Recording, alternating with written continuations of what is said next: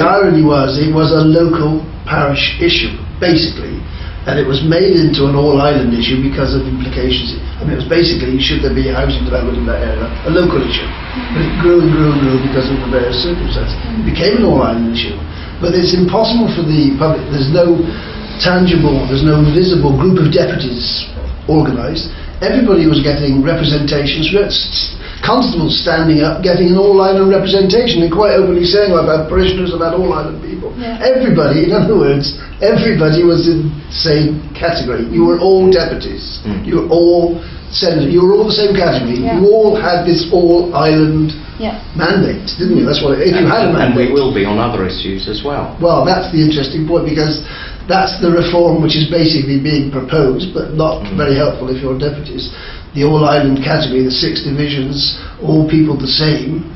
Does it matter? Is there any merit in that? Well, the role of the name, I think the title of deputy is irrelevant. I don't feel as if I'm deputising for anyone. It may well be that if you have a delegated arrangement in a parish where you take on some responsibility, that will be the case. But certainly I think members are, I'm convinced they're closest to the people, because in order to get elected they've had to have had that. Yeah, but that is, if the Electoral Commission reforms come, and they may not, maybe still here 20 years time with the same system, you were able to knock on 600 doors, 700 doors canvassing. Under the new system you'll have to knock on 13,000 doors or whatever it is. Absolutely. And that is not going to be physically possible. No, it isn't. I've asked, in fact I've spoken to senators about that. So how would one do it? For example, I think under the system St Brilard's and St Peter would combine. I went to both those meetings. There seemed to be a complete lack of enthusiasm for this combination. The constituency would be big. They would be multi-member constituencies, and all of us, I think there were 5, would have to canvass both of the parishes. How on earth would we do this? The senators, when they stand for election, have helpers.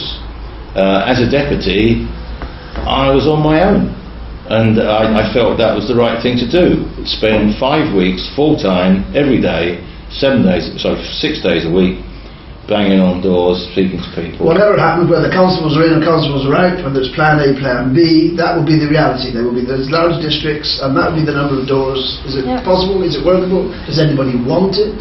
I actually quite like the role I've got now of deputy within my parish, because I'm able to look after and engage with the people in the district. If it was much larger, it would obviously be more difficult on a personal level. I think it's important to actually engage as much as possible with your parishioners, whether it's by walking around the district or having events and meeting and greeting them. So, you want deputies to stay as they are, but nobody's fighting with that? Well, look, we're in a time of change, in that the states have decided to form an electoral commission. They got the difficult job of producing proposals for the public to consider. The proposals have been launched. From the 2 meetings I attended, the proposals didn't seem to be well received, but whether that's representative of the island, I really don't know. I think myself, I would like to see clarity whether or not a decision made, whether or not constables are to remain in the states or not, because I think if that issue were cleared up once and for all, it would make it easier for us to deal with the changes required to the machinery of government, which is my own main focus, and one of the issues that I put to the electorate in my manifesto, to try and make the ministerial system more democratically accountable, so there is better connection between the people and the way our island is governed. But perhaps the only way to do that is to ask for a referendum. Well, it may be, but they promised a referendum, which was a very ambiguous question the way it was formed. What do you think of fellows? I'm still trying to get you to say, we desperately want deputies to stay. I want to hear this, because we want to represent me. You're not trying to put words in our mouth. Well, I'd love to do that. There's 2 sides, isn't there? As with everything, there's 2 sides to it. I like to have the system that we have with senators, constables and deputies Would it make it more democratic? Would it make it more representative? And what it is, the island actually has to decide what it wants in terms of democracy, in terms of whether we can continue sustainably for the next 40, 50 years in allowing the deputy role in terms of the local connection and the being able to talk. I mean, can you really not do that in an island of 98,000 people? When is it that, I mean, I'm a fairly sociable person. I talk to various people, even walking into the shop and walking through town. People will stop me and have a chat to me about various debates we may have had in the States. They're not necessarily from my constituency. Yes, I go to parish events. Yes, I go to parish assemblies. And I meet lots of different various people, and I've built up a lot of communication and connections with people in the St Saviour as a whole over the last 4 years. But that will mean for nothing if you have this huge joining together with other parishes. You won't speak for St Saviour's, you'll speak for a whole conglomeration if you speak for everyone. Well, the process is going to run, and then we'll see what comes out of it. I don't want to get stuck at this only aspect of it, because there's another development which I want to discuss with you, and it's about Philip Barish's view on independence for Jersey, which is suddenly, because now for the sake of maintaining secrecy for some UK tax exiles or whatever they are, they got bank accounts here, he's prepared to go for independence if it comes to a crunch. Now again, all these issues about your representation at local level all seem to be meaningless if that's the sort of decision which is being made by somebody somewhere. I'm not sure if he's saying he wants to go for it. I think he's more or less saying let's not count it out. I think the problem is that Jersey wants to be as white as possible, but the other jurisdictions have got to come on board to create that level playing field. Why? The world isn't like that. Generally, the world isn't like that, is it? It's not a level playing field. I've worked in financial services, and I think we have yet to resolve where the right position for Jersey is if in our ethics, if you like, of the way we run finance. Absolutely, we've worked really hard as an island to make sure we are absolutely legally as clean as we can. We follow all of the conventions, we follow all of the rules, but we know very well that other places that run financial services haven't done so. And it's absolutely right that we put ourselves, if you like, on that white list as best as possible.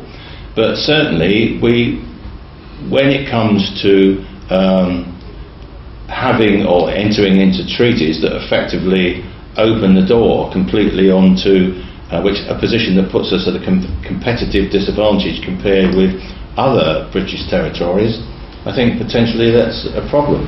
But personally, I really don't share the arguments for independence, because I was born in London. I feel British. I've lived in Jersey for 30 plus years. Jersey's my home, my family's here, I love Jersey. But would it be realistic to break that connection between Jersey and Britain? For me, I really would not be able to do that. I'm an outsider, but I'm concerned. Who's speaking for me in this discussion? That's what I know. Well, it's the same issue. Who's representing my view? The safeguard would have to be is that such a matter ultimately would have to come for the States Assembly. Yeah, once a programme, once a proposition has been agreed, but why aren't we, the public, you, the deputies, discussing this now? Something as massive as that would probably go to a referendum as well. That's my own view. But you say we're not discussing it now. We are dealing with an awful lot of issues. It's not just the only issue on the agenda. There's a huge amount going on. We've been trying, the three of us, to deliver affordable housing. You know, that's vital issues that affect people's daily lives. That's what we've got to try and do. And it takes an awful long time. I'm so frustrated because if you're not the only one frustrated. If you read the manifesto they put out, the Foreign Affairs programme, the 6-point programme they put out, all this internationalism, adherence to international conventions and agreements and extending our international profile. What's this got to do with bus shelters? For me, Joe Public, where's my representation at that level if Philip Balash and And the government, effectively, of course, and the people presumably are going along with this, they're looking at international profiles, our representation at Brussels. If all this is going on, where's my Joe Bubbling voice? I think what that addresses the issue that I think is uppermost to me, which is our machinery of government and the lack of connection under the current structure between the executive government and ordinary members and their electorates. There isn't the automatic or the closeness of connection that I think the system needs to have. Electorate has no idea when they elect members what roles they're going to finish up with, and from what my experience has been, there is not the opportunity for, and I will use, backbench members to influence government under the current arrangement. The system does not facilitate that. It is really hard for a member elected, particularly a new member, putting forward a mandate to fulfil that mandate. It is very frustrating and really of great concern that it is so difficult, because unless you've an opportunity to influence ministers, you can't achieve what you seek to do. I'm going to have to stop you guys. Just do a time check we're doing, because you've got to get away to a meeting. Yeah. 27 minutes. We'll just finish off, because we'll be left about as a two-part thing. So, the irony, if I can just put it, the irony is there's been discussions going on in the UK about something basic, press, how the press is going to be restructured and controlled. The call has gone out in this island that we should wait and see what's going on in the UK before we decide anything here. Now, if we're seriously talking about we have visions of being an independent island, this is nonsense, isn't it? Why can't we just get on and do these sorts of things? It's just an everyday issue to control the press. This is the sort of thing we've got to grasp now at local level. I completely agree. If we've got our own government, then we should be able to drive things forward if we think it's appropriate to drive them forward. In the particular instance of the Leveson report side of things, is that I know that the Chairman's Committee were asked to consider it for a scrutiny review to look into media. Now, we did come back, because it was a majority view on the Chairman's Committee, that we should await the Leveson report. The purposes of that is that the media over here report to the same body over in the UK. Now, what was the point in us doing the work that Leveson was doing when they report to the same bodies? Now, when the Leveson reports come out, I believe it's a push for finding out exactly what the Chief Minister is going to set down for Jersey in the best interest of the Jersey public. And the Jersey press, and the Jersey media, and the Jersey bloggers. What's our status in all this? Exactly, and set a clear direction for the future of Jersey in terms of media being held to account.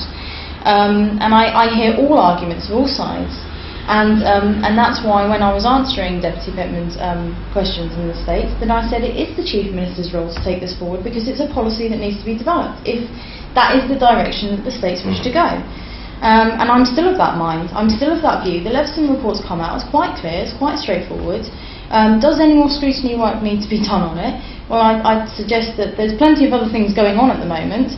And if we're to go into jurisdictions like the UK, I actually believe we can't pull those in front of us. I did a previous interview with 3 deputies, and the conclusion of that was that scrutiny basically has collapsed. For all you may disagree, but Deputy Rondeau, just to conclude. Totally disagree that scrutiny's collapsed. I think we have got some effective things going on, and that is influencing. Some of the things are influencing and will influence the high government. But we had 3 days, 2.5 days discussing Plemont. It occupied a huge amount of State's time, a huge amount of lobbying discussion.